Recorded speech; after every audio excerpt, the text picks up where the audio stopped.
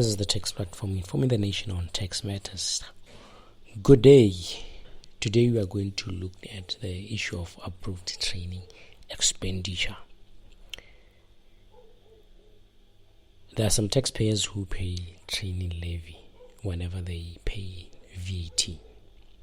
So if you are paying training levy and there are employees that you are taking out for courses that are approved or accredited by Botswana Qualifications Authority and Human Resources Development Council, you can then later claim whatever amount you have spent on those courses at the Human Resources Development Council, HRDC, and that will obviously become part of your income, and it will offset the expense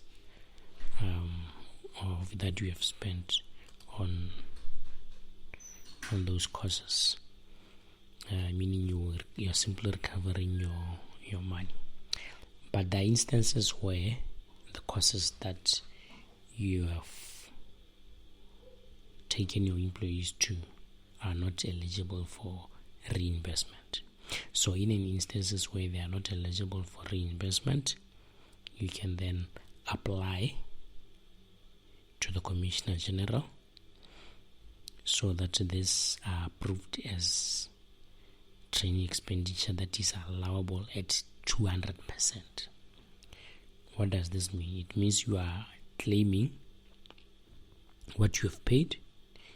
For example, if you've paid 100,000, you're going to claim that 100,000, and then after the Commissioner approves that training expenditure, you will claim an additional 100,000, meaning at the end of the day, the expenditure that we are going to claim is 200,000, even though you've already spent 100,000. That is the incentives that is available for those who are not able to claim at HRDC.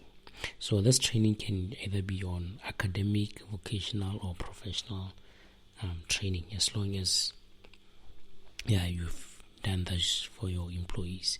Even where employers do on-the-job training, as long as they can prove that what they are doing is relevant to their employees at that time, then they can be able to apply to the Commissioner General for that to be approved as expenditure that can be deductible at 200% instead of the normal 100%. So the training doesn't necessarily have to be provided externally. It can even be internally. And expenses that qualify for approval can be the course fees. That is, if the course fee is 50,000, that 50,000, if it involves traveling, whether by a bus, by a plane, or but whatever means, expenses incurred in that. If there is an allowance that you had paid to your employee, that allowance, you also get an additional 100% deduction or 200%. Any exam fees that you would have paid, you will also be able to get those deduction, and you have to show that indeed you have incurred these expenses. So attaching proof of payments, attaching receipts will be evidence that you have indeed paid. So when you make that application to the Commissioner General, those are the things that you should take into account when you're applying for the education expenditure or course expenditure to be approved for a 200% deduction. This is an incentive that is available that you can take advantage of, because it will bring down your taxable income.